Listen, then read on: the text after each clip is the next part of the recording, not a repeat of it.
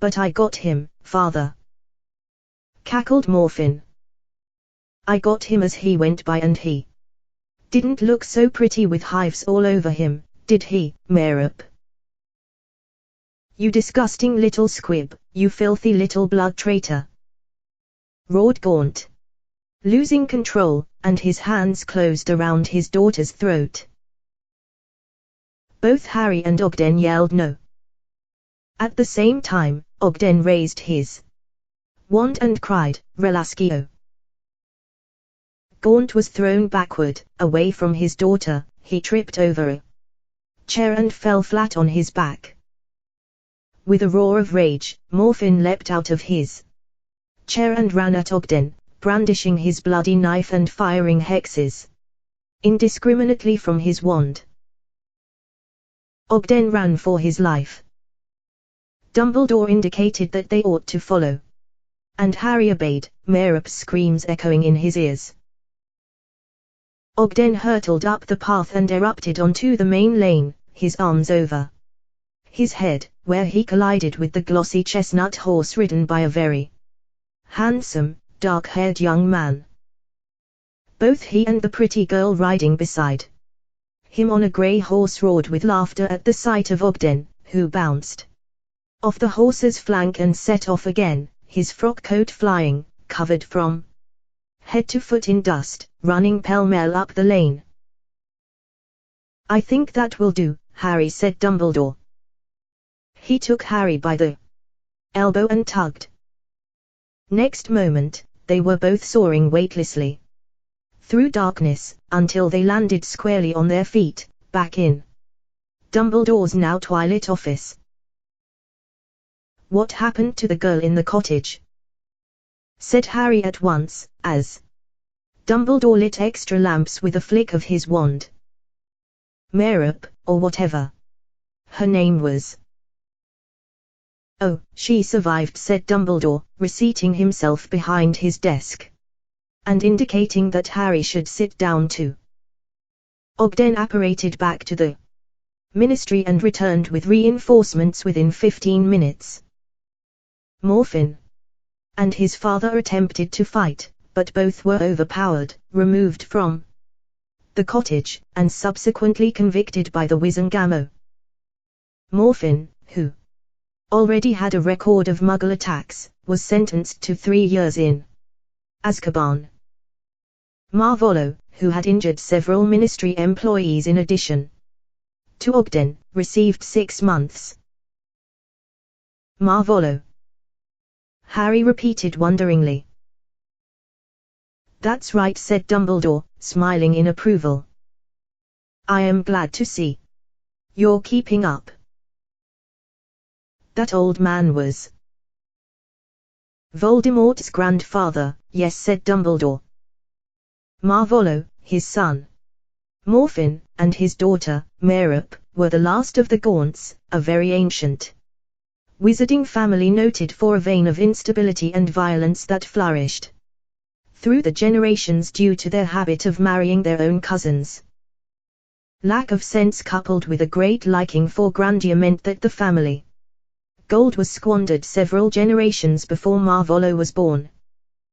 He, as you saw, was left in squalor and poverty, with a very nasty temper, a fantastic amount of arrogance and pride, and a couple of family heirlooms that he treasured just as much as his son, and rather more than his daughter. So Merup, said Harry, leaning forward in his chair and staring at Dumbledore, so Merup was. Sir, does that mean she was Voldemort's mother? It does, said Dumbledore. And it so happens that we also had a glimpse of Voldemort's father. I wonder whether you noticed.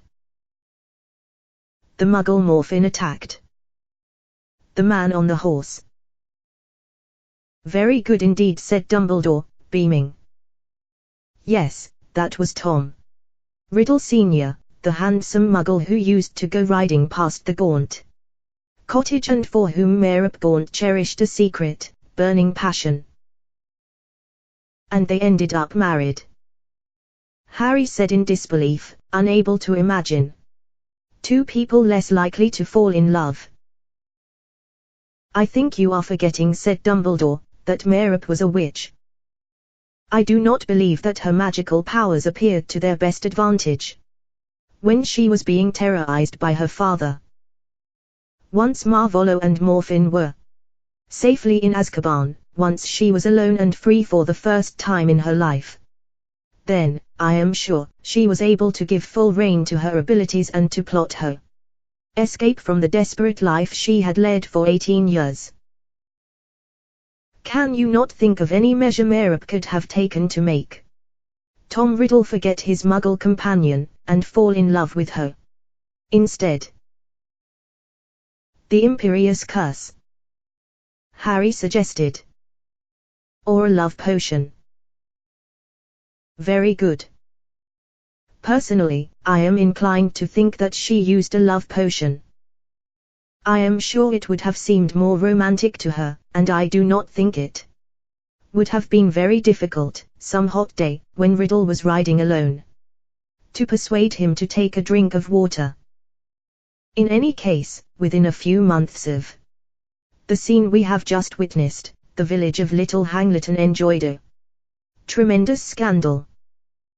You can imagine the gossip it caused when the squire's son ran off with the tramp's daughter, Merope. But the villagers' shock was nothing to Marvolo's. He returned from Azkaban, expecting to find his daughter dutifully awaiting his return with a hot meal ready on his table. Instead, he found a clear inch of dust and her note of farewell, explaining what she had done. From all that I have been able to discover, he never mentioned her name or existence from that time forth. The shock of her desertion may have contributed to his early death, or perhaps he had simply never learned to feed himself. Azkaban had greatly weakened Marvolo, and he did not live to see Morphin return to the cottage. And Merope? She died, didn't she? Wasn't Voldemort brought up in an orphanage? Yes, indeed, said Dumbledore. We must do a certain amount of guessing here, although I do not think it is difficult to deduce what happened.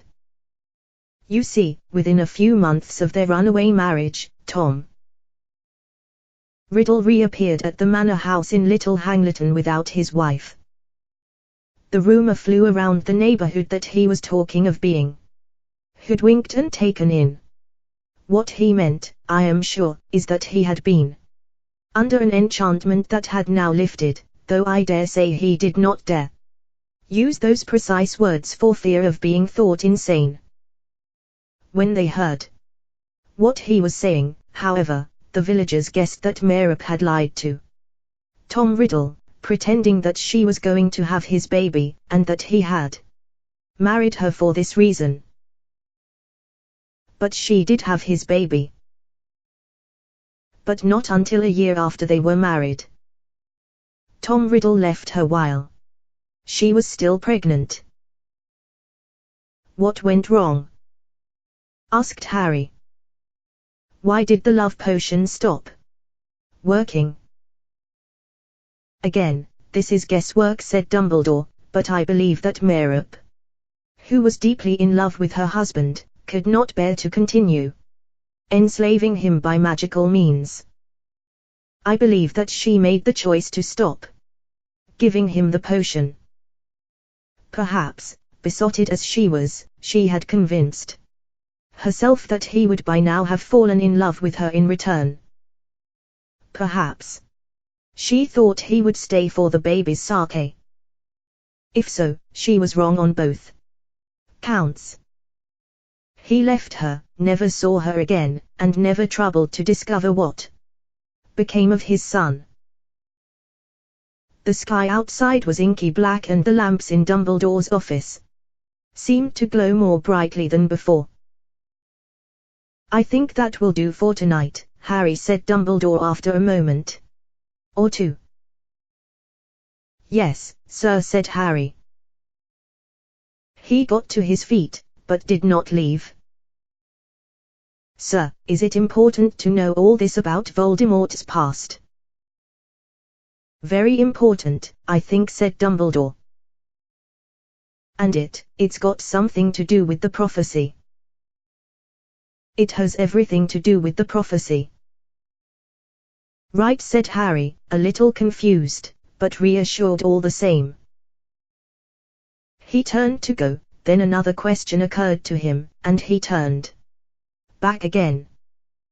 Sir, am I allowed to tell Ron and Hermione everything you've told me? Dumbledore considered him for a moment, then said, yes, I think Mr. Weasley and Miss Granger have proved themselves trustworthy. But Harry, I am going to ask you to ask them not to repeat any of this to anybody else. It would not be a good idea if word got around how much I know, or suspect, about Lord Voldemort's secrets.